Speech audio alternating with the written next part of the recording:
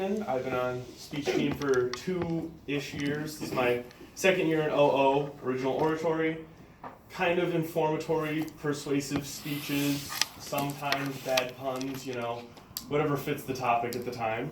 Mine is on how students utterly lack grit in our education and how we are learning inefficiently. The piece is called The Weight of Success.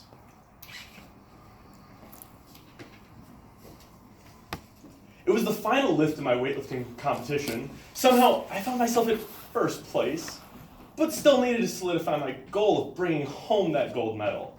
I'd missed my second attempt and needed this lift. I braced myself, tightened my belt, chalked up my hands. I was ready. I approached the bar and steadied myself, thinking of the thousands of times I'd done this lift before, and every single time where I had failed. As I lifted, the bar passed my knees with relative ease. However, once it was overhead, it started to sway. The weight had landed farther behind my shoulders than initially expected. I fought with this massive barbell overhead, but was finally able to conquer what I had failed so many times before.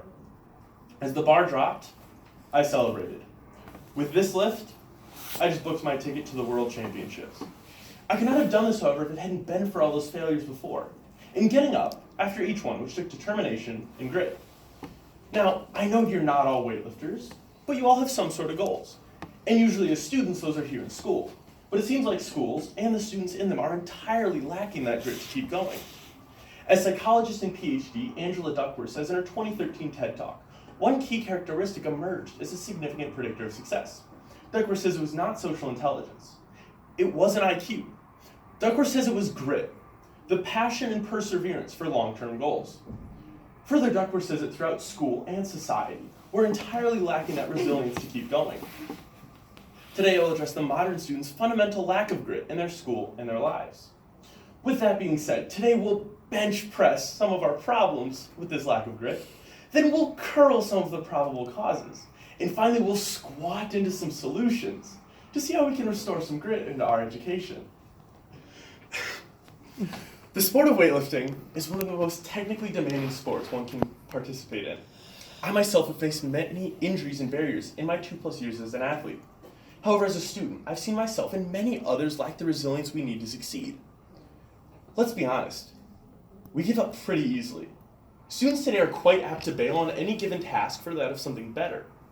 As stated in the 1984 writing, Academic Procrastination, Frequency and Cognitive Behavioral Correlates, Laura J. Solomon and Esther D. Rutherblum tell us students are far more likely to do something easy rather than something hard but long-lasting. Whether it is in school or even tasks around the house, we seem to be conditioned to give up when the going gets tough and fold our cards for a more feasible option. Further, the way that we've been taught to learn is wildly ineffective. The vast majority of courses from pre-K through graduate studies are taught as learn and dump, or more formally known as education and examination. Students are conditioned to learn the material in the short term and only retain that for the test or exam, and simply move on to the next piece of the year and not retain it in the long term.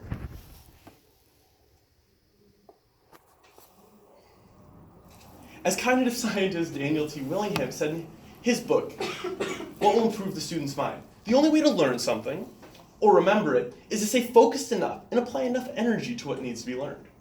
However, this is the very thing we fail to do in our education. Throughout my 2+ years as a competitive weightlifter, I faced many injuries and barriers. With the help of my coaches, I've been able to overcome these barriers and grow as an athlete. At the national championships, I failed at several lifts and didn't meet my goals. However, I've been able to use my failures in order to learn and live as effectively as I can. Philosopher and prominent education reformer John Dewey says in his book, Education and Effectiveness, the person who really thinks learns quite as much from his failures as from his successes. Dewey is saying that while achieving a goal will give us certain knowledge upon the topic, failing to attain that goal will show us flaws and ways to advance not seen before. Ultimately, as students, we see a failed test or a bad grade as a dead end. We fail to reconcile the academic grade with the requirements to continue and learn what there is to be learned. Further, we fail to give a lasting effort to any task or goal.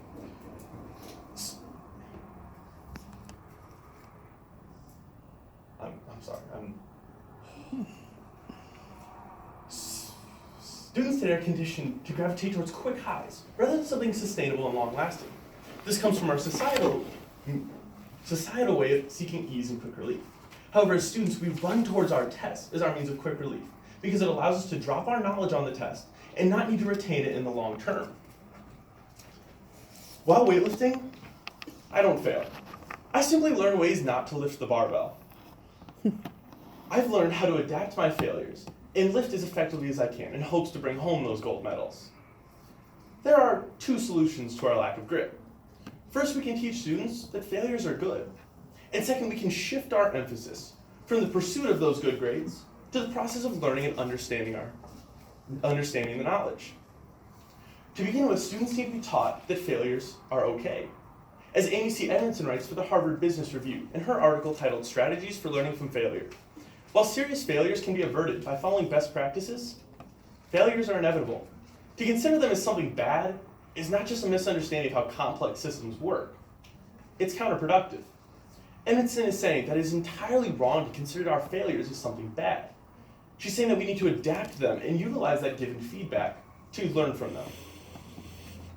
Mary Kay Reese says in her book, Mindsets in the Classroom, as parents and teachers, you can help your student to struggle with failure in order to learn. Reese, an education consultant, confirms that students who fail but have a growth mindset are far more apt to learn effectively.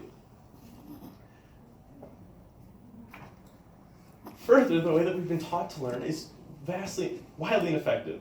The aforementioned Daniel T. Willingham argues that learning something once is not enough. One must learn and then over-practice. This over-practice means studying and reciting the material with the intent to learn beyond the point of just that test or exam. Through the process of over-practicing and studying your material, you are far more likely to remember it in the long term.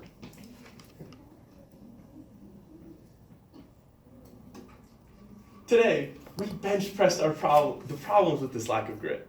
Then we curled some of our probable causes. And finally, we squatted into some solutions to see how we can restore some grit into our education. We can lift this issue up to better understand how to adapt our education through using grit effectively. Thank you.